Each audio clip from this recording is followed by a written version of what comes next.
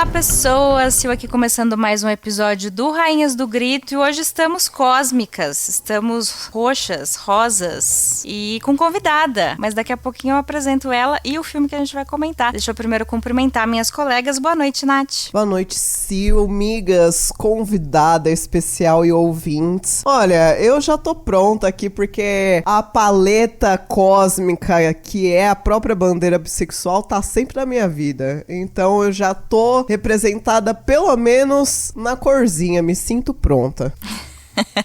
Muito bom. Boa noite, Ceci. Boa noite, Sil. Boa noite, Nath. Boa noite, convidada. Boa noite a vocês que estão chegando aqui agora neste episódio. Estou eu aqui com o meu notebook dentro, trancado num banheiro e falando para um buraco na parede. É isso, é assim que a gente grava, ouvintes. Pra quem tem curiosidade. Então hoje a gente tá com uma convidada que já passou pelo Falando no Diabo, mas aqui no Rainhas é a primeira vez que aparece. Então, bem-vinda, Bela Eichler. Oi, meninas, mulheres empoderadíssimas. Gente, que prazer estar aqui com vocês. Ainda mais falando de horror cósmico, né? Que é um gênero, assim, tão peculiar, tão diferente. Como vocês falaram, tão rosa e roxo. E tô empolgadíssima. Bora nessa. Obrigada pelo convite. Eba, obrigada por ter topado gravar esse com a gente, Bela. E pra quem não te conhece, fala um pouquinho de você. Bom, meu nome é Bela. Eu tenho canais não nos dentes, mas no YouTube, no Instagram. Nossa, que piada horrível, gente. A quinta série às vezes bate de um jeito. Amiga, nós nem começamos o episódio ainda. Você vai ver que pode piorar. Vai piorar. É assim que eu gosto. Enfim, tô lá no Instagram, tô lá no TikTok, também tô no YouTube, falo sobre ficção científica, futurologia ou tecnologia. Inclusive, horror cósmico é um dos meus subgêneros favoritos. Então, se vocês curtem sci-fi, eu só falo sobre sci-fi por lá e futurologia também. Todos os links estarão no post, não deixem de seguir a Bela. É um conteúdo que a gente gosta muito também e tenho certeza que nossos ouvintes vão gostar. Então, bora hoje falar de Glorious, um horror cósmico de 2022, mas quem vai passar a ficha completa então é a Ceci. Glorious é um filme de 2022, filme curtinho, tem só 1h e 19 minutos, acho que isso, vamos falar sobre esse tempo aí do filme mais pra frente. Filme dirigido pela Rebecca McKendry, que tem aí outras produções aí na sua carreira, tal qual ela também dirigiu uma das sequências do Contos de Halloween de 2015. É roteirizado pelo Todd Rigney, pelo Joshua Hu, David Ian McKendry,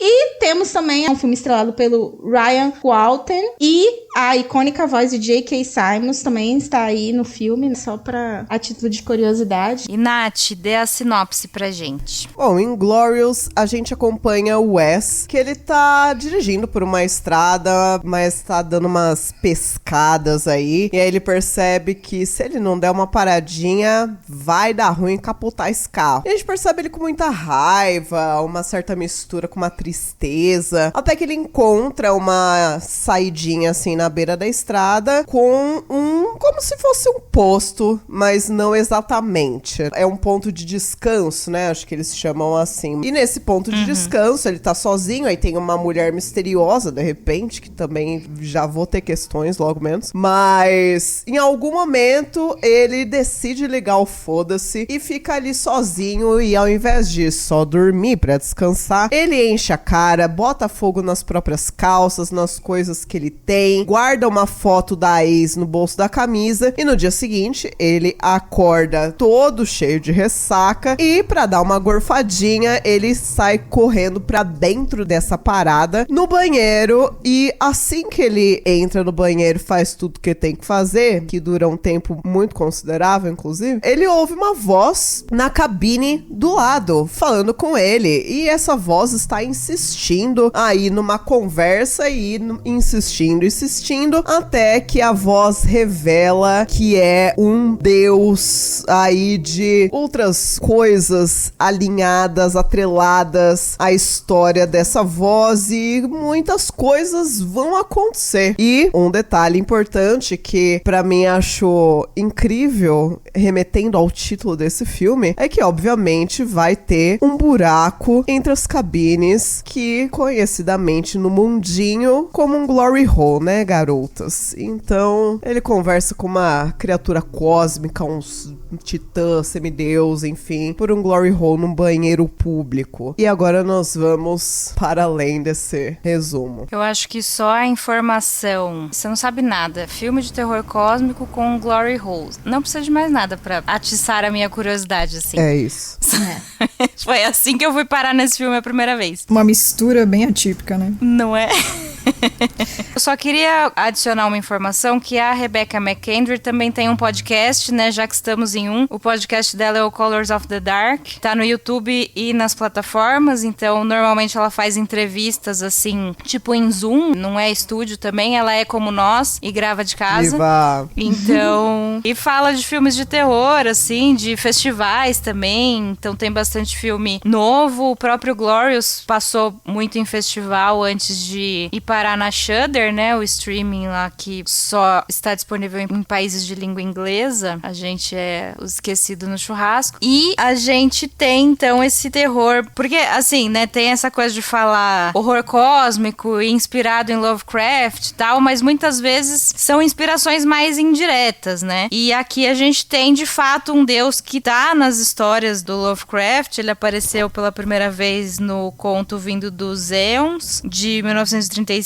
Então, é legal também, eu acho, trazer algo mais diretamente, assim, dos contos do Lovecraft. E eu gosto bastante da forma como é trabalhado nesse filme, com bastante comédia, né? Porque, afinal, com essa premissa do Glory Hole, eu acho que não teria muito como fugir de algum humor. Mas eu acho que ele toma rumos inesperados, assim, se você vai sem saber muita coisa sobre ele. Eu sei que, Bela, você não tinha assistido ainda. Cara, não tinha assistido e eu confesso que eu fiquei bem surpresa com esse filme, porque geralmente o pessoal lá no canal, eles estão muito antenados em tudo que tem de novo, que é interessante, né? Então me salva muito, porque nem sempre a gente tá ligado em tudo que tá rolando no cinema, nas séries, nos jogos. Então eles me ajudam muito e até então, né, esse filme é de 2022 e até então eu não tinha ouvido falar sobre ele, então foi uma bela surpresa, assim, eu me diverti muito assistindo. Eu confesso que eu adoro filme independente, eu acho que esse é o caso. Eu confesso que eu não cheguei a pesquisar o budget desse filme, mas pelo minimalismo ali, né, a questão de o filme inteiro acontecer dentro de um lugar só, eu acredito que seja um filme de baixíssimo orçamento. E eu sou uma grande admiradora de filmes, assim, óbvio que filme de guerrilha a gente não tem como defender tanto pela questão de que não necessariamente todo mundo tá trabalhando com dignidade ali, né? Mas eu fico impressionada como que às vezes as pessoas conseguem ser criativas com pouco. E eu acho que é o caso aqui e é muito legal, cara. Eu adorei esse filme. Eu fiquei um pouco surpresa que a nota dele no IMDb não tá tão alta. Eu acho que tá 5.6 ou alguma coisa assim.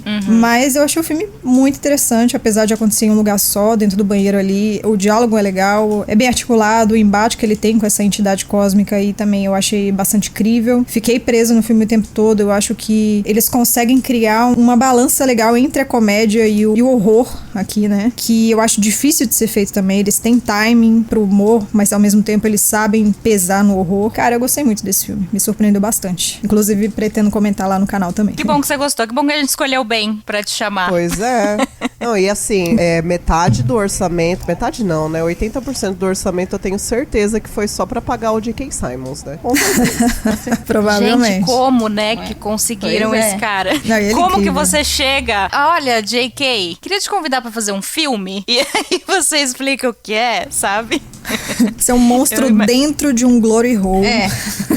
E um banheiro nojento. Mas queria muito ter visto essa conversa. Eu vou falar uma coisa pra vocês. Eu vivo falando assim, quem é ouvinte sabe, às vezes eu comento que, vi de novo o filme, achei esse filme assim, pra mim ele diminuiu uma nota, diminuiu a minha pontuação, e o que eu sinto com Glorious é o contrário, assim, eu sinto que cada vez que eu for reassistir, vai melhorar a minha experiência, justamente por ser um filme que traz tantos elementos, e ele é até completamente nonsense, e eu gosto dessas ideias malucas. Eu acho que quase que independente da execução, o filme já tem um ponto, por conta da premissa, como as meninas bem disseram, de trazer essa coisa do terrir. Eu particularmente me divirto muito com o terrir, quando mistura horror e comédia, muito difícil dar muito errado. Aqui eu sinto que algumas piadas eu acho que são muito sutis, justamente porque é um filme que cria uma atmosfera muito boa, então isso é um ponto positivo, porque a gente não tem aquela coisa extremamente muito escrachada, você consegue fazer piada com detalhes, assim. Até tem um momento que ele tá fazendo xixi enquanto a entidade conta a sua história de origem. Então, assim,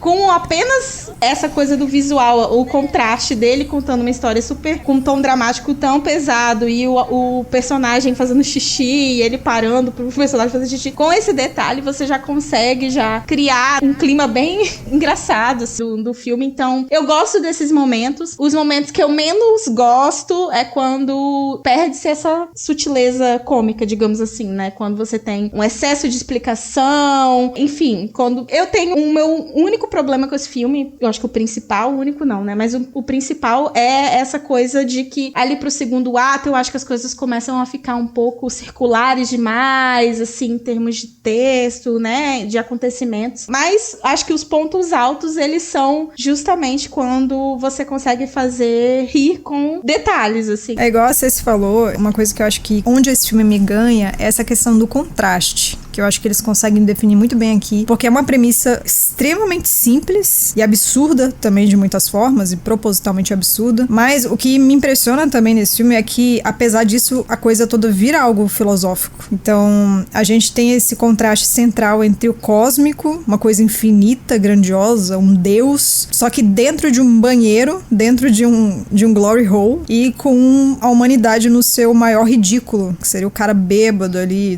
vomitando, mijando na frente dele, enquanto ele conta a história do universo, de como surgiu a vida no universo. Então eu gosto muito desse contraste, assim como a Ceci comentou aí. Então eu acho que é um filme que traz também, apesar das besteiras todas, uma camada de responsabilidade moral humana também. Um tema central ali que gira em torno de culpa, responsabilidade, redenção também. Eu queria inclusive falar com vocês depois com relação ao final, que é pra mim onde existe o dissabor da coisa, mas eu vou deixar pra falar sobre isso depois que a gente destrinchar melhor o filme aí. Finais são um negócio, né? Mas realmente, eu sou muito fã de filmes absurdistas que eles não têm medo de exagerar e saber dosar o humor, assim. Eu gosto desse recorte também, que é bem isso, igual a Bela tava falando, vocês também, de pegar uma coisa bem simples e é muito difícil, né, você sustentar um filme com basicamente um ator em tela, só na base do diálogo, em um cenário insalubre, enfim. Eu também acho que em alguns momentos ele começa a dar uma patinada, assim, a dar... Então, eu acho que é difícil sustentar isso. Acho que consegue bem até certo ponto. Acho que é colocado também de uma maneira que funciona pra mim a questão dos flashbacks, né? Não é um filme que se apoia totalmente nos flashbacks pra dar profundidade pro personagem, até porque nem precisaria muito, a não ser que fosse pra dar esse gancho final aí, mas ele é um filme que é a segunda vez que eu assisto. Eu acho que comigo aconteceu não ao contrário. A primeira vez que eu assisti, eu falei assim, caralho, foda. Essa aqui foi ainda acho foda, mas acho que outros detalhes me irritaram um pouco mais do que da primeira vez que eu assisti. Mas assim, nada que estrague a experiência e tal. E eu gosto que tira um pouco da seriedade dessa questão de, coisas Lovecraftianas, criaturas Lovecraftianas, porque é uma fórmula tão repetida, a gente vê tudo sempre igual, ou tudo muito parecido, quando tentam pegar essas mitologias, enfim. E aqui você poder usar isso com comédia, mas também não precisar ser 100% uma trecheira, o que eu também amaria, por sinal, nada contra, 100% a favor, mas eu acho que tem muito mérito por criatividade mesmo. Eu já sou fã da gata, apesar de que eu assisti um outro filme dela, que é do Jogo do Elevador, que é um dos piores filmes que eu já vi na minha vida.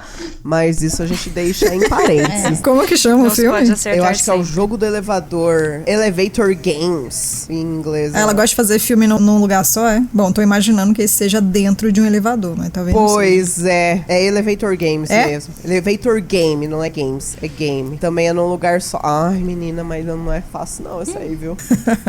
Nossa, gente. Então ela acertou nesse, né? Eu gosto muito de filmes de um ambiente só, assim, mas acho que esse é especialmente difícil difícil, assim, porque... Primeiro que esse filme foi filmado na pandemia, então o Ryan Quanten tava sozinho, o J.K. Simmons não esteve no set nunca. Eles ensaiaram online antes. Aí, durante a gravação, o produtor que acompanhou os ensaios entendeu mais ou menos como que o J.K. Simmons fazia as falas dele e tal, pra ele estar nesse banheiro atuando com o Ryan, né? Então, é basicamente uma pessoa atuando sozinha, só, tipo, meses depois, quando já tava amenizando um pouco a pandemia, é que eles puderam gravar as falas do J.K. Simmons, tipo, separado, assim. Então, eu acho que foi essa montagem. A gente que edita vídeo e áudio, a gente sabe que, às vezes, sincar as coisas, montar as coisas, é um caralho. Então, eu imagino o trabalho que deu pra fazer. Deus me perdoe. Você tá louco.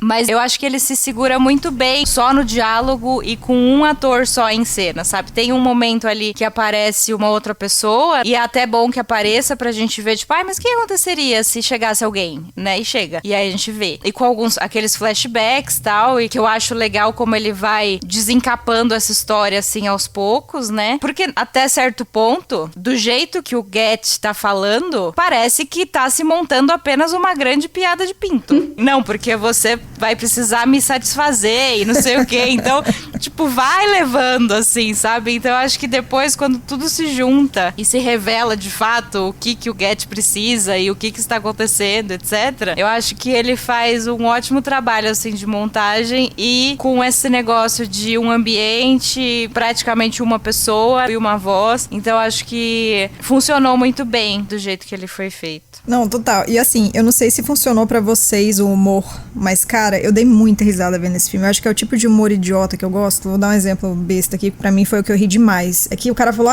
você vai ter que me satisfazer. E aí o brother coloca a mandioca ali dentro do negócio, do Glory Hole, né? Então vamos, né? Vamos salvar a humanidade, etc e tal. Até porque essa é a exigência, né? Já que estamos falando de spoilers, sim, o monstro... Bom, pelo menos foi isso que eu entendi. Vocês me corrijam se eu estiver equivocada. O monstro diz que ele, pra voltar à sua forma etérea, né? Ele precisa de algum sacrifício humano ali. Ele precisa que a sua forma material se satisfaça. E o cara entende que tem que botar a mandioca dele ali dentro do negócio. Só que acaba que ele fala, não, meu filho, que é isso? Não tem nada a ver com isso e tal. E aí ele fala que é um pedaço do fígado que tem que tirar. Gente, eu amo essa cena que aí eu fiquei assim, gente, eu não saberia onde fica o meu fígado. Como é que esse cara vai arrancar um pedaço do fígado dele? E aí é justamente isso que acontece na cena, gente. Cara, não, é do outro lado. Que ele vai com a faca ali, né? Posiciona a faca ali, o moço fala pra ele que é do outro lado. Eu achei genial, gente. Eu acho o humor muito bem colocado, assim. Pelo menos eu achei o timing de todos os momentos muito bons, assim, muito engraçados. O que me impressiona mais é isso. Eu não tô acostumada a gostar muito de terrir. Eu confesso, assim, que eu acho que foi a Ceci que falou que geralmente é difícil de dar errado, né? Nossa, eu não sei. Pra mim eu vejo de outra forma, sabe? Pra mim eu acho difícil de dar certo. Porque ou é isso, ou é uma parada muito escrachada, ou o humor não fica bem colocado ali, então fica uma sensação um pouco suspensa de qual que é o gênero do filme, né? Não fica tão afirmado assim, mas nesse pra mim eu acho que funciona. Funciona de um jeito bem ousado, que é pra trazer essa questão aí da moralidade humana como foco, e não a nossa insignificância, que geralmente é o mote das histórias do Lovecraft. Mostrar o quão insignificante a gente é. Aqui a gente tá falando mais de um cara tentando salvar a humanidade também. Talvez exista ali alguma história de redenção, levando em consideração o final. Eu não sei se vocês querem falar disso agora, mas eu tô muito curiosa pra saber as teorias de vocês com relação ao final. O que vocês acharam? Sobre o que é essa história?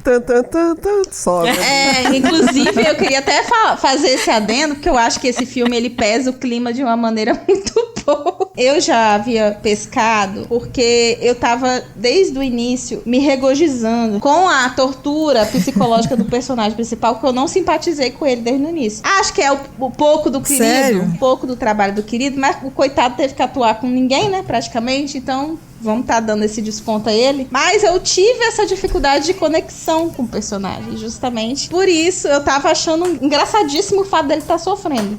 Não sei o que, minha namorada, e não sabia que tinha alguma coisa a ver com a caixa. Eu falei, tem caroço nesse angu, né? Tem alguma coisa que tá errada aí. Porque não dizia expressamente o que havia acontecido com ela. Então eu já imaginei, e por se tratar de um sacrifício, eu falei, sei, talvez tenhamos algum motivo para não gostar desse cara. E aí, já que nós estamos falando aqui sobre arco de redenção, ou um possível arco de redenção, quando a gente tem a revelação no final. Atenção, ouvinte, mais uma vez, spoiler, como todo episódio, mas enfim, só porque é o final do final mesmo. A gente descobre que ele é provavelmente um serial killer, né? Que dá a entender ali, porque são fotos de várias garotas que a namorada dele descobre em situação minimamente questionável, porque elas estão sempre com expressão de assustadas, em situações questionáveis e tal, e aí ela descobre essas fotos dele, e ele vai lá, dá a entender que ele mata ela. Na verdade, a sensação que ficou pra mim, eu não pensei em nenhum momento em arco de redenção. O que ficou pra mim foi somente um sentimento de grande desesperança, porque a gente tá falando de salvar a humanidade durante o filme inteiro, e aí a gente descobre que o nosso protagonista, o nosso salvador, era na verdade um assassino de mulheres, e aí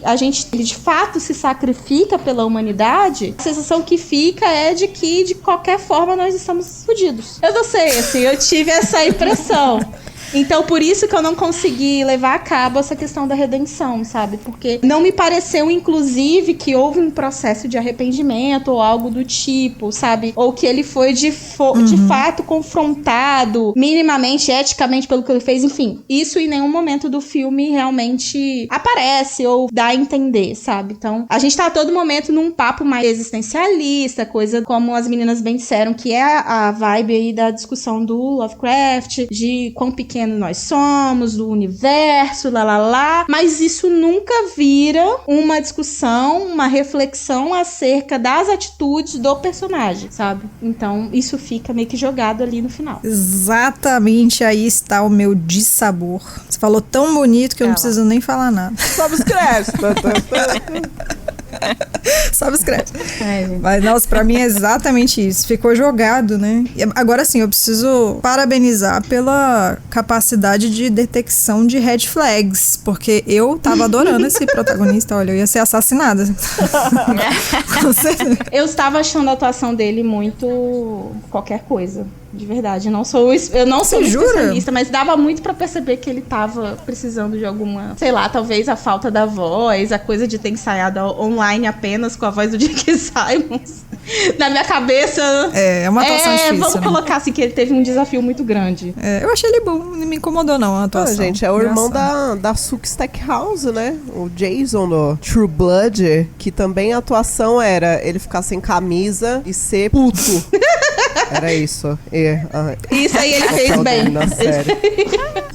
É isso. Mas sabe que eu fui pra um outro caminho de raciocínio? Eu fui pra um outro caminho de raciocínio, porque igual vocês estavam falando, que um dos pontos comum nas narrativas do Lovecraft é essa questão da insignificância, né? Quando deu esse plot twist, assim, também me deixou um amargo, mas eu fui pelo lado de meio que uma justiça cósmica, assim, sabe? Sabe aquela coisa assim, senso comum, né? Os dizeres, assim, aqui se faz, aqui se paga. Então, de que... Porque a entidade fala pra ele o tempo todo, nós somos seres de destruição. Não importa o que acontecesse, a gente seria atraído um pelo outro, seu caminho estava traçado a chegar até aqui, esse encontro ia acontecer, enfim. Então, me deu um pouquinho esse senso de justiça que não sei se funciona tão bem, também não sei se é claro o suficiente de que é isso aí. Então, mesmo que você não saiba, a coisa vai acontecer. Você vai pagar de alguma forma e aí esse cara tá ali sofrendo, se fudendo da maior maneira possível, a maneira mais aleatória, nojenta, extrema, até porque ao longo, né, dessas conversas, ele também fica jogando frases assim,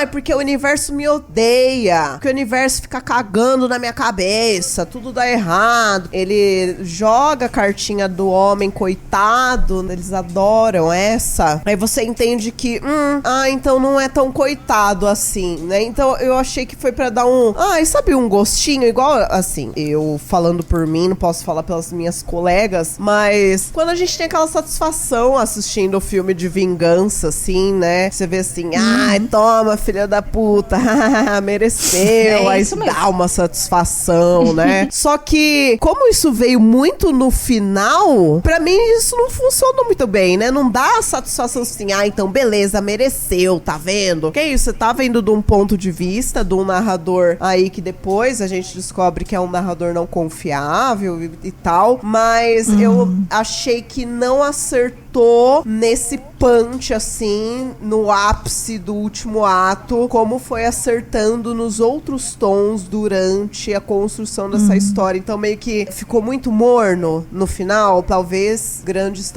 pudesse ter sido diferente aí, mas eu fui mais por esse lado, que por mais insignificante que você seja, que ninguém sabe, meio que aqui isso faz a que se paga, nem que for, não precisa ser Deus, homem de barba branca, com uma túnica limpinha, mas pode vir um deus da destruição aí de outra, enfim. Cara, essa leitura é bem legal, assim, uma questão kármica mesmo, né? Que ele tá ali pra se ferrar pelos, vamos dizer, pecados, pelos crimes, né? Eu acho interessante. Eu juro que eu pensei nisso, principalmente porque no final ali, quando ele liberta a entidade, parece que o banheiro tá super limpo de novo, só ele que tá todo lascado, todo sangrando, né? Então, eu acho que uma possibilidade também, uma possível leitura desse desfecho poderia ser que tudo foi algo psicológico, né? Simbólico, que aconteceu só dentro da cabeça dele. Então, essa entidade, não sei, poderia ser vista como manifestação de culpa interna. Então, eu acredito, assim, sendo um filme feito por uma mulher e que traz essa questão de um serial killer que mata mulheres, né? Que é o que parece, né? Que o filme não deixa explícito, mas ele sugere. Poderia ser, sim, eu acho que um debate sobre punição.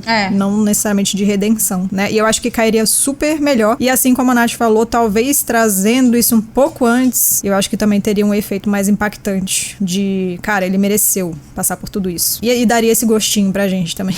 Então, assim, eu acho que seria uma leitura muito legal de o monstro não é a entidade, mas a própria humanidade nesse caso. Acho que poderia reverter legal aí essa mensagem. Subverter, né, o horror cósmico clássico, trazendo esse foco mais humano mesmo. Eu concordo que poderia ter a revelação acontecido talvez um pouco antes. É que é um filme muito curto também, né? Ele não perde tempo de começar e acho que até em benefício, assim, porque se fosse muito mais longo, acho que também ia ficar muito arrastado. Mas eu gosto muito dessa fala, desse diálogo no final, que o Wes fala, tipo, eu sou um herói, e o Gat fala, tipo, não, nós dois, nenhum de nós é herói, né? O que a gente merece como seres de destruição é o esquecimento mesmo, e é isso que a gente vai ter. Talvez, né, se isso tivesse se desenvolvido um pouco mais, acontecido um pouco antes e tal, também acho que poderia ter sido mais impactante. Mas mesmo assim, eu ainda gosto muito dessa conversa final que eles têm, assim. E o Wes ainda sai do banheiro, né, mas acaba morrendo logo ali na porta mesmo, e é isso aí. Uma coisa que ficou na minha cabeça em relação a isso que a Sil disse, é que eu fiquei pensando,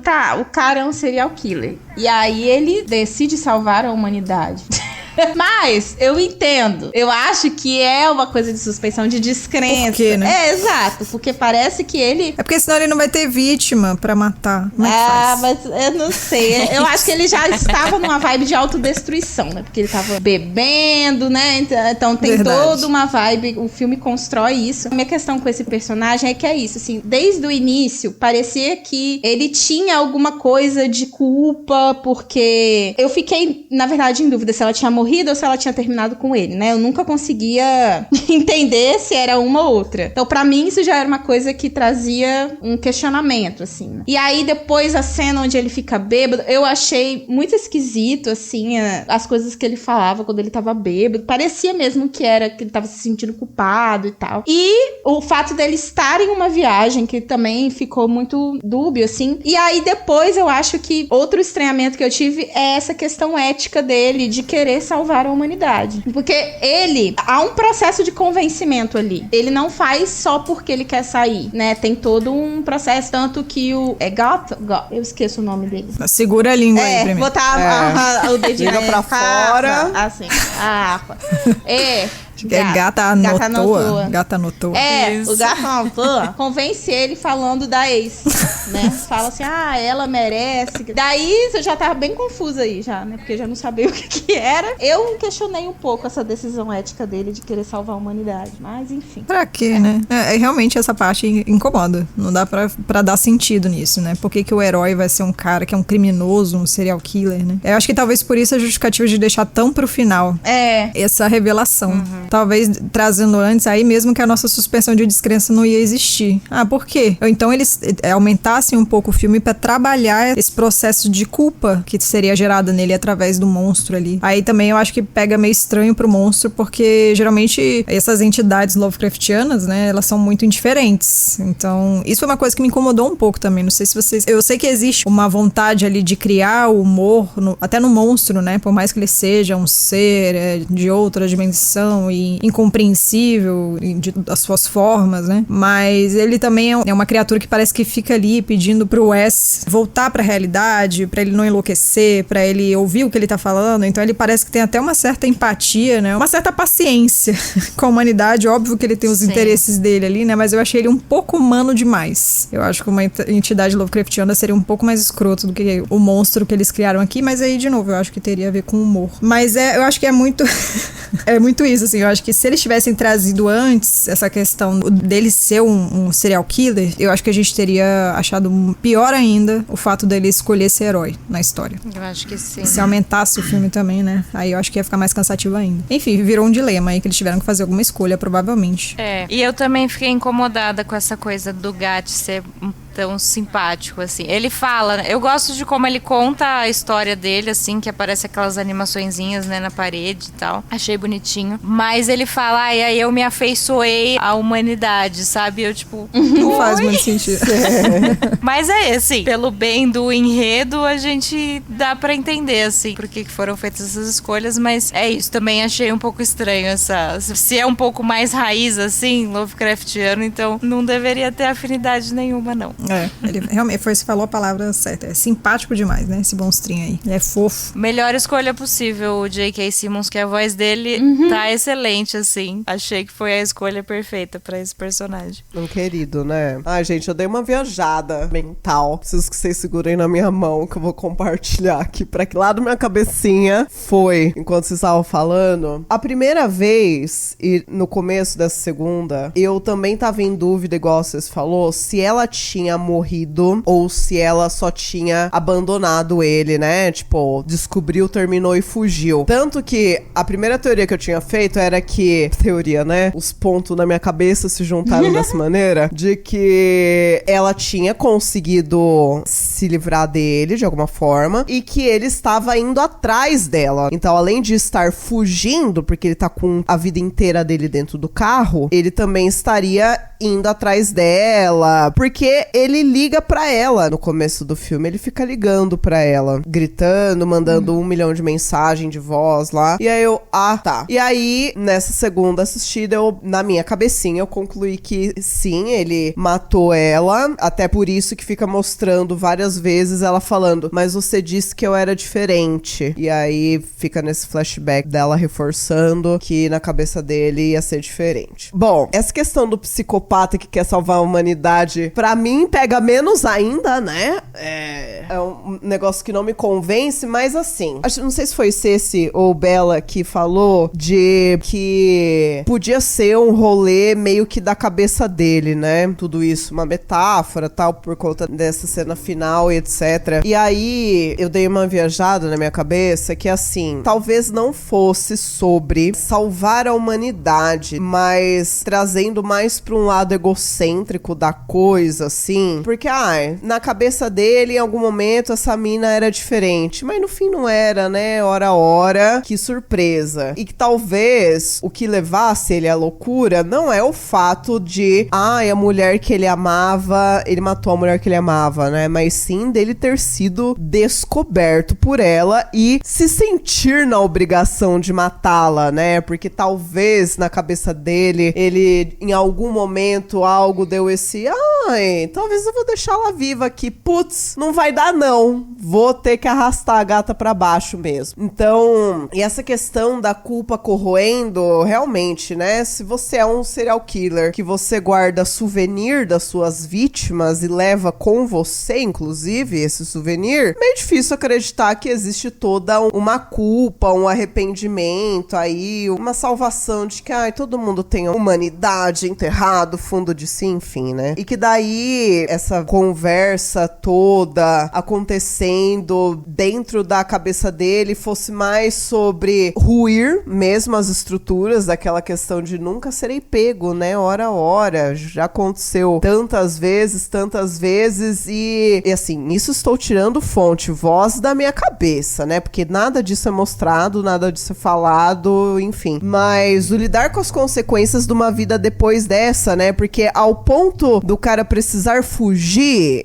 botar tudo no carro e ir embora, por que dessa vez? Então, acho que foi meio que essa ruptura dele com ele mesmo, enfim. E aí, só que é isso, né? Eu vou salvar a humanidade? Ai, talvez não. Talvez seja mais uma questão, igual vocês falou, de autodestruição, mais uma culpa de você, putz, talvez até se dar conta de que não tem salvação pra você mesmo, é assim, pronto, acabou. Mas ainda assim, são elementos muito conflitantes e que é difícil de dar uma engolida. Então, muito talvez, assim, Rebeca, convidada pra vir falar no nosso podcast aqui, quando você quiser, dar essa explicada, mas talvez possa ter ido por esse lado mais simbólico mesmo, só que faltou também elementos pra dar ao público esse, ai gente, era tudo vozes da cabeça do divo, e é isso, porque igual a Sil falou, né, ele fica, a entidade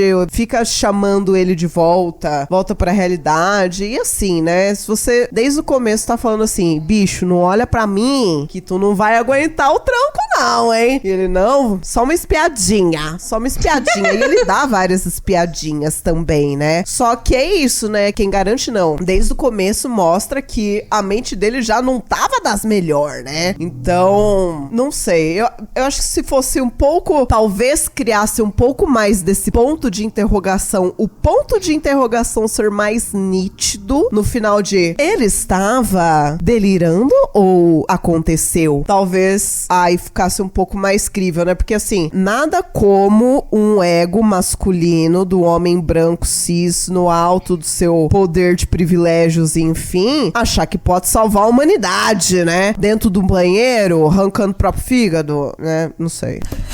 Eu amei viajar. Cara, eu acho que assim, eu também achei muito legal. A Nath traz umas viagens boas. Mas, cara, eu acho legal essa questão de finais também que geram múltiplas interpretações, porque daí dá discussão, né? Dá embate, total, dá reflexão, né? Não acho de todo ruim, não, que o ponto de interrogação tenha ficado tão marcado. Mas é interessante esse ponto que a Nath trouxe, porque eu fiquei viajando aqui também. Então já virou uma viagem com vamos juntas. Geral.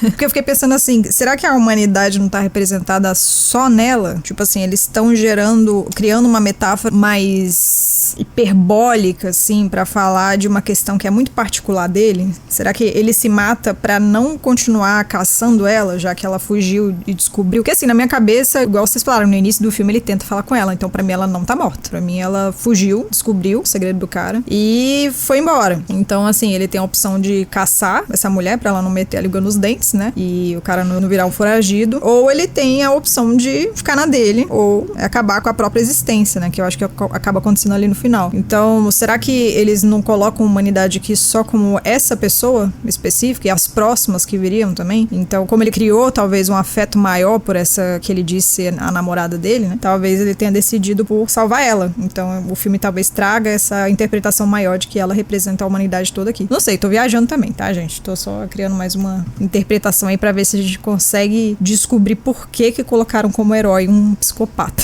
Pois é. Né? Indo por esse lado de que tá tudo acontecendo acontecendo na cabeça dele, né? Tudo é mais simbólico e psicológico do que parece. Aliás, eu tenho uma pergunta para todas as minhas colegas, que é, a gente tá falando de símbolos aqui, né? Interpretações. E o que vocês acham da mulher no começo do filme, né? Porque ele chega lá nesse posto de descanso, tem uma caminhonete velha, assim, né? É verdade. E tem essa mulher que tá ali comendo, fazendo nada, parada, não falando nada. E aí ele vai tentar pegar um chocolatinho na máquina e tá emperrada, ele começa a socar, a gritar, e aí de repente essa diva, sem olhar pra ele, só fala assim: pode ser que só esteja quebrada ou que parou de tentar. E vai lá e tira o chocolatinho e dá na mão dele. E aí ela fala: ó, você podia dar um jeito aí no banco de trás, dormir aí. Acaba. A participação dessa mulher é apenas isso. Como que vocês leem essa personagem olhando agora, né, de trás pra frente? Porque só tem esse pitaco no começo do filme, mas agora olhando como um todo, vocês acham que significa alguma coisa? O que vocês acham? Eu não tenho ideia. Aceito sugestões. É isso. Eu também não faço ideia. O que eu fiquei pensando é que em contos do Lovecraft, assim, sempre tem o culto, né? Os seguidores dos deuses antigos e tal. E aí eu pensei nela talvez como uma seguidora desse deus, semideus no caso, que tá lá meio que de guarda, de vigia, alguma coisa assim, porque é uma pessoa, tipo, ela fica amassando, cortando papelzinho e amassando e fazendo uma filazinha, né, ali. Então é uma pessoa esquisita. Então eu pensei nela como, tipo, alguém que sabe que esse deus tá lá dentro. E aí, porque o Wes fala, eu devia ter parado em outro ponto de descanso, e o Gad fala, isso não ia ter mudado nada, é o seu destino, então de qualquer jeito a gente ia ter se encontrado. Então eu acho que pode ser uma pessoa que tava lá, assim, nesse sentido de guardiã, de vigia, e quando o Wes chega, é tipo, é isso que era pra acontecer, o papel dela acabou ali e ela vai embora. Foi tudo que eu consegui, assim, pensando no Lovecraft mesmo, mas também não sei se é algo assim, porque fora isso, também não sei o que pensar. Uma facilitadora, né? Ela, ai, fica aí. Dá um cochilinho. É, porque o que dá a entender é isso, né? Que essa pessoa que foi fazer o sacrifício, ela foi escolhida mesmo. E deveria ser ele, desde o início. Então, pode ser. Eu acho que é a única, assim, na minha cabeça, é a única interpretação imediata que eu tenho, né? Gente, mas qual que é a do docinho? Se ele continuar tentando, se ele pagar mais uma moedinha, o docinho sai. Eu achei que ela tava falando dele, porque ela fala assim, pode estar só quebrada ou parou de tentar. E aí me remeteu a essa questão da sanidade dele, né? Porque, bom, se ele é um serial killer, entre muitas aspas, ele tá quebrado por dentro. E ele tá tão lutando aí, dessa luta interna, porque ele tá expressando raiva, ele tá chorando, ele tá quebrando, ele tá batendo, ele tá socando o volante, ele tá... E aí, quando entra nesse contexto do banheiro, etc., para de tentar também, tipo, só vou abraçar o caos, né? O que me resta do absurdo é abraçá-lo e aceitá-lo como um absurdo, e aí tudo entra em ruínas, eu acho. Pode ser. Não sei. Sim. Agora eu tô ficando irritada com esse filme. Ah lá! Porque eu tô... Sério, é porque começa a me irritar esse tipo de coisa. Porque eu tava pensando no que a Bella disse sobre o fato dela poder representar toda a humanidade. Eu acho que resolveria muita parte...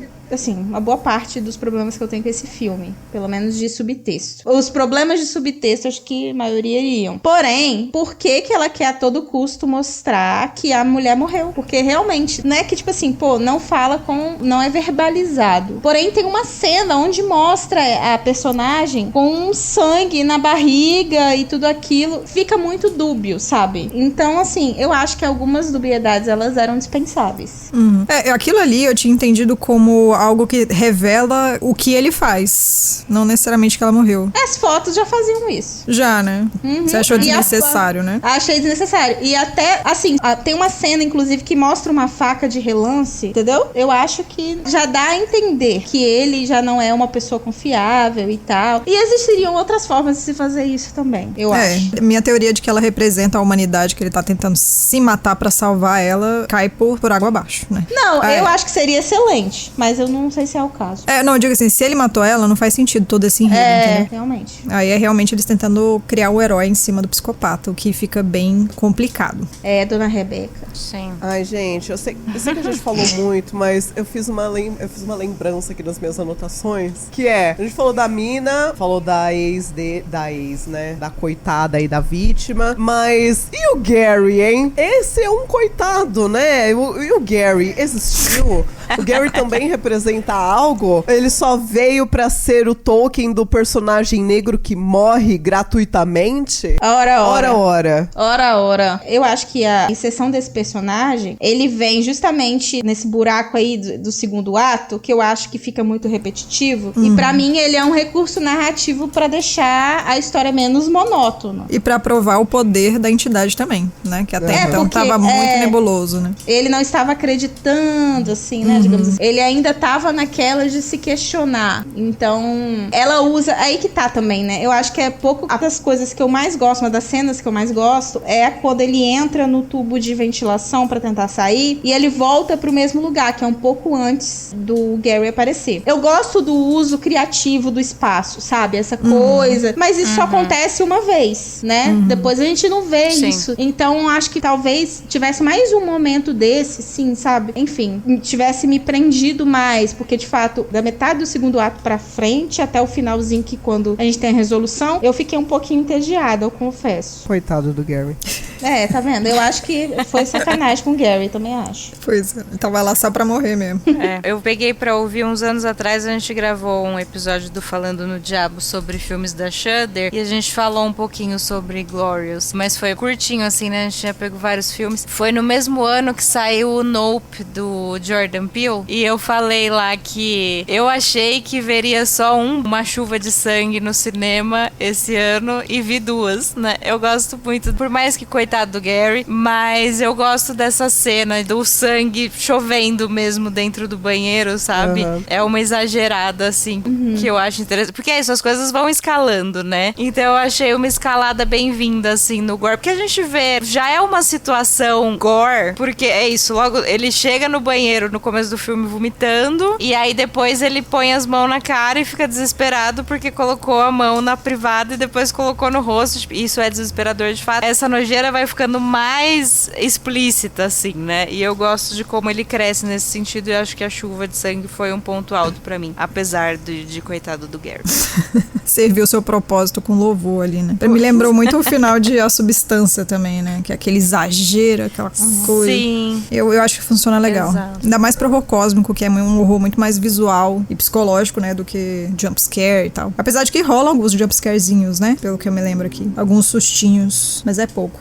Tem uma cena que o Wes tá no carro, uma dessas que ele tenta olhar pro Get, e aí ele tem alguma visão assim, e a Brenda tá sentada no carro do lado dele e começa a sair uns tentáculos dos olhos dela, assim. E aí vem com aquele som mais alto e tal, clássico. Mas tem um pouquinho, sim. Bora para os nossos sabores e dissabores, então. Vamos começar pelos sabores e vamos começar pela nossa convidada, Bela. O que mais se destacou positivamente pra você nesse filme? Cara, eu acho que diante de todo o debate que a gente teve aqui, pra mim, o maior acerto do filme é transformar uma ideia que parece piada em algo genuinamente desconfortável e reflexivo. E esse contraste entre horror e humor muito bem equilibrado. Pra mim, o sabor tá aí. E você, Nath? Ai, o meu sabor tem 100% a ver com bobaginhas. Vocês vão me perdoar. Mas eu gostei muito de piadinhas específicas. A primeira delas é quando ele fala: mas o que é isso aqui? É um RPG? É um LARP? E assim, né? Eu tenho um grupo de amigos, um beijo. Não sei se meus amigos me ouvem. Fica aí a falha e a prova de amizade, né? Se for amigo de verdade, vai vir falar assim: ouço sim, amiga. Enfim, a gente tem um grupo mensal de RPG e a gente nunca jogou nada de Cthulhu, Lovecraftiano, enfim, mas a galera curte. Tem vários sistemas aí que usam criaturas de Lovecraft e tal.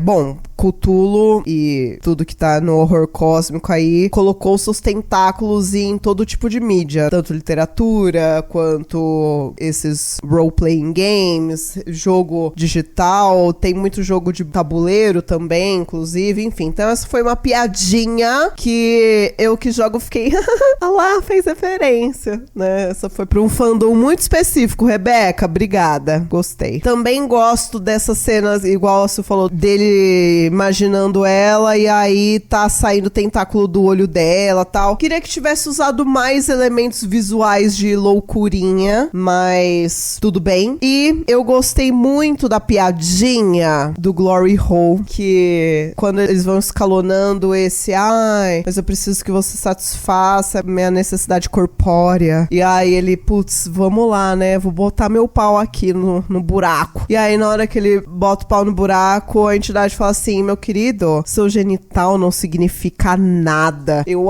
yes, girl! É isso. Então, assim, essa foi também uma piadinha. Ao mesmo tempo, se tivesse arrancado, teria sido legal também. Teria sido ótimo. Sim. Teria sido ótimo, mas o fato de desvalorizar o falo, nossa, pra mim foi um show. Então, meu sabor são essas piadinhas. E a luz, iluminação bissexual no topo, sempre. Muito bom. Se você. Eu ia falar da iluminação, porque apesar das nossas piadas, de fato, a iluminação desse filme é muito legal. Tá vendo? Porque ela, de fato, contribui para uma atmosfera cósmica. E aí, já que a gente falou pouco sobre as questões mais, entre aspas, técnicas, porque eu não, eu não sou uma especialista, gente, mas eu acho que tem alguns elementos aqui que são realmente muito interessantes. E a iluminação é uma delas. Então, como a gente tá num espaço muito apertado, assim, né? É um banheiro, tem uma amplitude, mas é um banheiro e é o único cenário. Então, a luz, ela entra muito com esse papel de transportar a gente. Outra coisa que eu gosto, que tem a ver com essa parte mais visual, é a utilização de efeitos práticos. Quando acontece, é muito bem utilizado. Tem até uma cena onde ele consegue ver por baixo da cabine uma espécie de bolha, né? E aí aparece uma mão, assim. Eu gosto muito desse efeito, né? Do efeito prático mesmo. Já que eu falei dos outros sabores, eu acho que vou destacar esses dois, né? Que tem a ver com a estética. A gente sabe que a gente divide neurônios, então, Nath, eu vou te acompanhar nas piadinhas bestas. Essa do você achou que seu pau vai salvar o universo é ótima.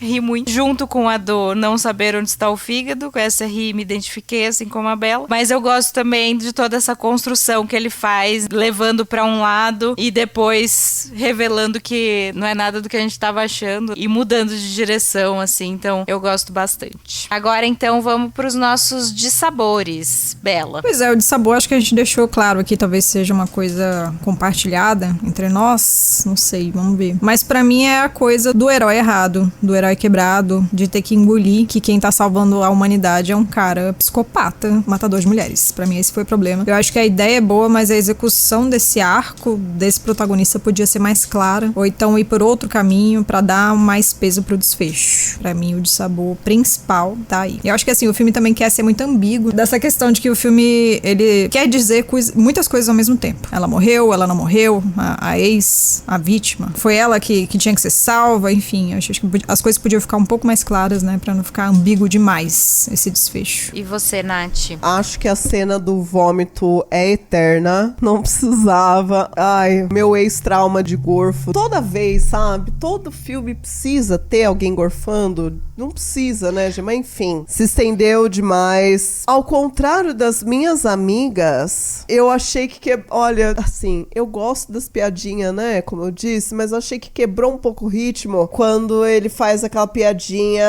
que ele tá mijando e o Garth tá contando as coisas, aí ele para, aí ele mija um pouco. Aí ele começa a falar, ele mija um pouco e para. Ai, pra mim... amiga! Nossa, pra mim quebrou, assim, pra mim deu um efeito contrário. Eu fiquei assim, ai... Eu acho que, assim, ok, mas também repetiu um pouco demais, sabe? Porque ele mija, sei lá, umas 3, 4 vezes nessa de... Ai, ok. Vamos seguir? Mas enfim. E também o final ficou agridoce pra mim. Concordo. E você, Ceci? O meu dissabor, eu concordo com a Bela sobre a questão do excesso de elementos. Parece que quer dizer muita coisa além do que é necessário, assim, pra proposta do filme. E até mesmo pra discussão que ele tá colocando, né, como subtexto. Eu acho que acaba ficando muito confuso em alguns momentos. Eu também tenho um pouco de preguiça quando o filme parece que tá muito rocambolesco demais. E aí, enfim, é uma via de mão dupla, porque gera debate. Mas em algum momento a gente para e fala assim, bom, essa teoria aqui que eu acho mais provável. Ou essa aqui que não. E aqui eu não consigo fazer isso. Então...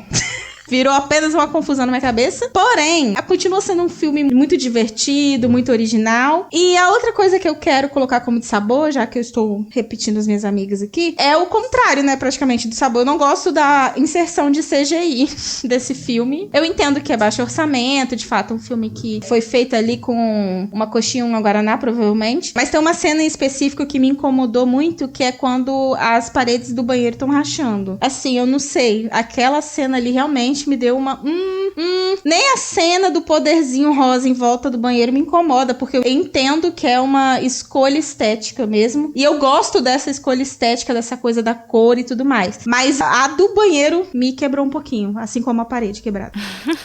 Gente, o que eu não gostei muito, ainda que eu também gostei muito de ter efeitos práticos, né? De ser, pelo menos a maior parte dos efeitos serem práticos. Mas eu não gostei do Get ter aparecido no final. E o próprio pai dele também, que no caso é o Cthulhu, naquele céu, assim, né, no espaço, ser aquela coisa meio nuvem, meio tentáculo, assim. Eu acho que é muito difícil de dar certo. Perde um pouco desse impacto, porque, porra, se é um negócio que você não pode olhar, porque você vai perder a sanidade, assim, então é melhor não mostrar nunca, sabe? Deixa a gente só pensar até onde a nossa cabeça vai. Por mais que, assim, achei um monstrinho simpático. Acho que ok aparecer, tipo, tentáculo ali passando pelo glory hole. Às vezes a gente vê por baixo, né, aquela geleca, assim, beleza. Mas quando abre a porta e o monstro aparece inteiro, assim, eu preferia que não. Mas também era um monstro, acho que de efeitos práticos e bonitinho. Mas é isso, era muito bonitinho pra ser um negócio que vai fazer enlouquecer. Cara, esse ponto é muito bom, viu? Blow, viu, diva? Realmente, agora ela falou. Eu tinha me tocado realmente. nessa, a Blow. É isso aí. É isso aí. Ela o monstro entregou. mais terrível é o que a gente não vê, geralmente, né? Exato. Eles usam muito isso em Uhum. Cloverfield, isso acontece, né? Raramente a gente vê o bicho. O Alien, o Oitavo Passageiro também, mais pro final, que a gente entende o que ele é. É muito mais legal quando a gente completa na nossa mente, né? Porque aí as possibilidades são infinitas. Inclusive, eu achei ele um fofo. Não dá medo nenhum. É uma gelequinha ele tentaculosa, ele né? também parece A um gelequinha algodão da doce ali.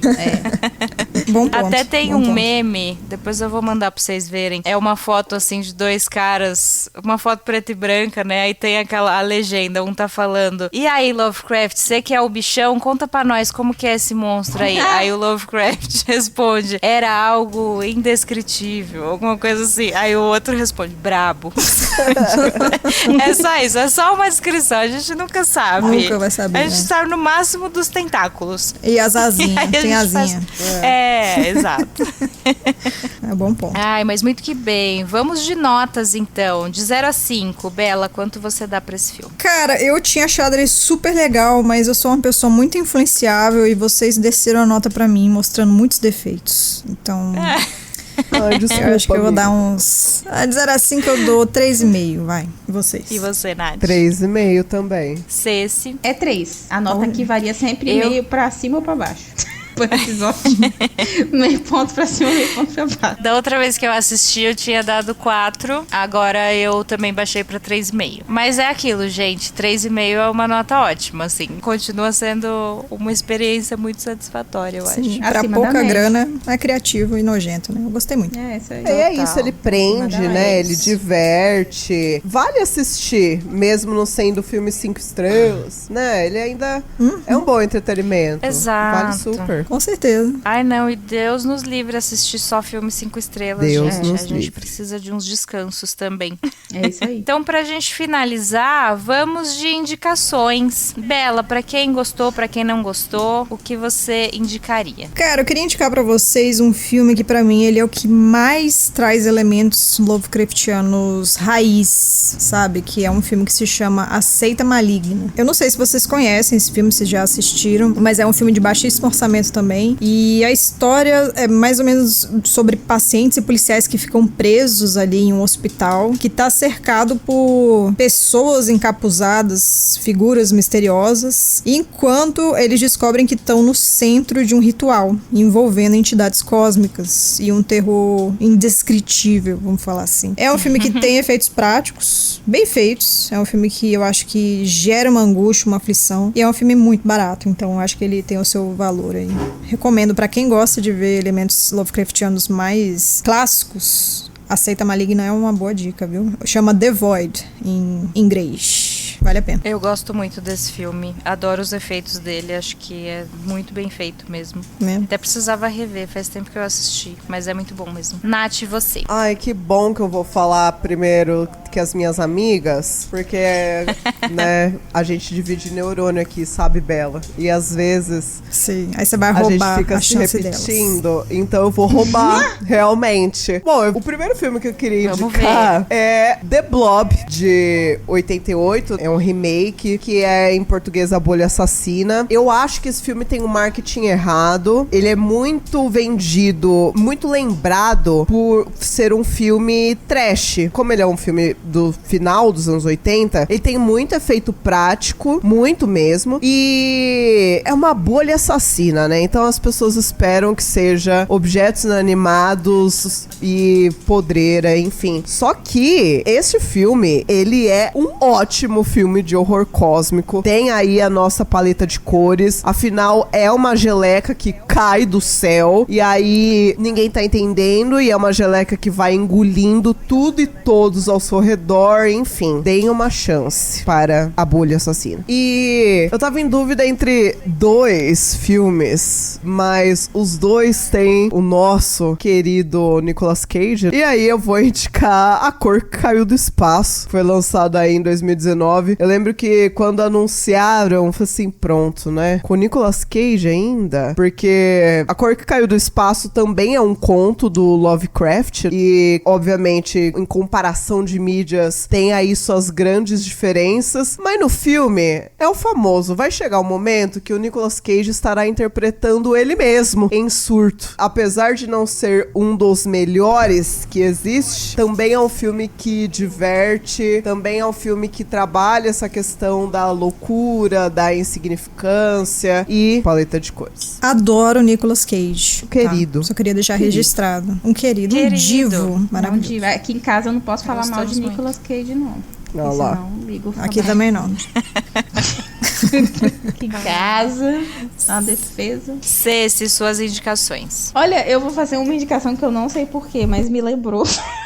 Eu acho que pela época do filme, quando eu vi, eu achei nonsense. Eu sou uma jovem quase adolescente, então eu vou perdoar. Mas eu vou indicar O Segredo da Cabana, de 2011, que também Legal tem demais. muitos elementos e envolve aí entidades. Quase como um spoiler. E eu vou indicar também uma graphic novel que adquiri recentemente, que é o Chamado de Cthulhu, pela Darkside, né? Inclusive Darkside, estamos aí. Muito legal. Tem uma ilustração lindíssima. Uma graphic novel acreditada pelo Lovecraft e editada pelo Baranger, o François Baranger. Eu não sei pronunciar francês, gente. Mas é muito legal, assim, pra quem curte Lovecraft e quem gosta de livros de figurinhas, como eu digo, geralmente. Ele é muito legal, muito bonito e assim, meio diferente, né? Se passa uma aventura aí marítima, enfim, legal pra quem gosta. Cara, eu tenho essa edição, é lindíssima. Eu tenho o Chamado de Cthulhu e de Nas Montanhas da Loucura. É legal demais. Ai, apesar de massa, Lovecraft legal. ser infernal de ler, nossa, eu acho muito difícil. Meu Deus do céu. É. Ele é muito descritivo, né? Muito específico. As figurinhas As ajudam. imagens ajudam muito. Tá muito bonito. As figurinhas ajudam. A edição da Darkside tá bem legal. É bem bonito mesmo. mesmo. Eu entrei num buraco aqui porque eu quero indicar 2 filmes relacionados, mas eu posso falar muito pouco sobre eles pra não estragar nada. Então eu vou fazer o meu melhor e vou pedir que vocês confiem na minha indicação. Eu acho que a Bela já deve ter visto esses filmes, inclusive, porque são mais pro sci-fi. Então, começando pelo Resolution, de 2012, que foi dirigido pelo Justin Benson e Aaron Moorhead. É sobre 2 amigos. Um amigo que leva o amigo drogado pra uma cabana na floresta pra tentar tirar ele das drogas. E eventos estranhos começam a acontecer nesse lugar. E depois, um pouco mais pra frente, saiu The Endless, de 2017, dos mesmos diretores. E eles também são os protagonistas do The Endless. Eles são 2 irmãos que, quando eram pequenos, moravam num lugar que era um culto. E eles conseguiram sair, mas agora eles receberam uma fita VHS, pra quem não conhece, procurem, né? Não sei quão jovens são os nossos ouvintes, mas eles recebem uma fita VHS vinda desse lugar, que ainda existe, e o irmão mais novo quer porque quer voltar. E os personagens de Resolution estão dentro do The Endless, tem um arco deles ali dentro do The Endless, então assim, os filmes tem alguma relação. Eu assisti o The Endless primeiro e fui ver o Resolution depois. Eu queria ter feito... Na verdade, eu fico até hoje, tipo, eu falo, eu queria esquecer os 2 filmes pra assistir na ordem inversa, porque eu acho que as 2 funcionam muito bem. Então, assistam como quiserem, mas deixo de indicação, os 2 são muito legais. É bem puxado pro sci-fi, mas tem um pezão no horror cósmico ali. E o fun fact é que os 2 diretores são os protagonistas do The Endless, pelo menos, né? São, no Resolution eles não estão. Trabalha, né? Culto, a galera né? trabalha. Em português. Gente, Eles são a Trabalha. produção toda em uma pessoa só, né? ninguém... Cinema independente é isso, gente. Eu tô passada que ninguém Total. indicou Precarizado. Mandy. Eu achei que alguém ia indicar Mandy hoje. Era Era essa essa a minha terceira. Assim, não, eu vou guardar. Vou deixar minha amiga falar. Aí, ó. Qual que é? Mandy, sabe? Do Panos com os Matos. Que nominho, né? Que também é com o Nicolas Gente, não tem ideia Cage. do que é isso. Também tem paleta de cores. E é bem loucurinha. Quase não tem fala. Eu amo esse filme. Muito bom. Chama Mandy, Sede de Vingança. Esse aí. Esse. É legal, é? É muito, É muito bom. bom. Eu acho que ele foi, tipo, a volta do Nicolas Cage, assim, Foi. sabe? Porque o Nicolas Cage teve esse rolê de fazer muito filme de ação nos anos 90. Depois começou a fazer muito filme duvidoso. E aí ele fez Mandy, daí fez A Cor que Caiu do Espaço, aí fez, tipo, esses terror meio doido, assim, onde a atuação costumeiramente exagerada dele se encaixa perfeitamente. Eu acho que foi aí que ele se achou. Inclusive, vocês já viram um filme dele que chama Dream Scenario? Amo. Gente, eu adoro esse filme, mano. Vocês têm que ver. Eu viajo nesse filme. Eu ainda não vi. Eu sei do que você tá falando, mas ainda não vi. Não.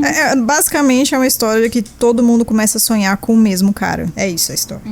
E o cara, no caso, é o Nicolas Cage. E as repercussões disso. É muito legal, gente. Assistam. Factível. Bela, obrigada de novo por ter topado essa gravação com a gente. Então, por favor, suas considerações finais, seu jabá, fique à vontade. Ai, Belinas, eu que agradeço. Foi muito legal participar de um podcast raríssimo, né?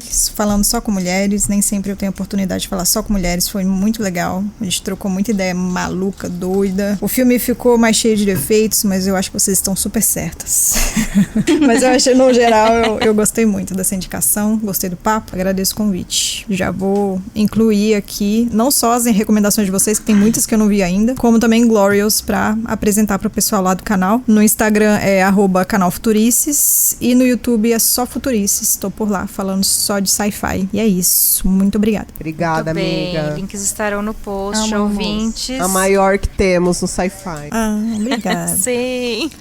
Temos recados. Pra você que ficou até agora com a gente, isso é um sinal que você tem que curtir esse episódio, mandar pro seu coleguinha, mandar pro seu familiar que adora um horror cósmico, que é viciado em Lovecraft ou não, que você quer que essa pessoa se surpreenda, manda nosso episódio, curte os episódios anteriores, compartilhe os episódios anteriores, deixe seus comentários, a gente sempre tá lendo tudo que vocês comentam, tá? Segue a gente no Instagram também, Rainhas do Grito Cast. Lá vocês vão encontrar mais informações sobre nossos projetos, nossos episódios, nossas lives. Tem bastante conteúdo lá no Instagram. Temos o canal no YouTube, onde a gente fala sobre cinema de horror no geral, não só filmes dirigidos por mulheres, mas sobre todo esse universo. Lá no YouTube a gente também realiza lives toda última quinta-feira do mês, então fiquem ligados aí no nosso Instagram que a gente sempre tá divulgando quando será a próxima live, com antecedência para você se organizar. E se você é um ouvinte recorrente, se você gostou do nosso projeto, considere ser um apoiador. A gente tem lá várias recompensas que cabem no seu bolso lá no apoia.se/Rainhas do Grito. Você conhece melhor as faixas de preço, quais são as recompensas. A gente precisa muito do apoio de vocês para continuar o projeto. Vocês sabem, um projeto feito por mulheres independentes.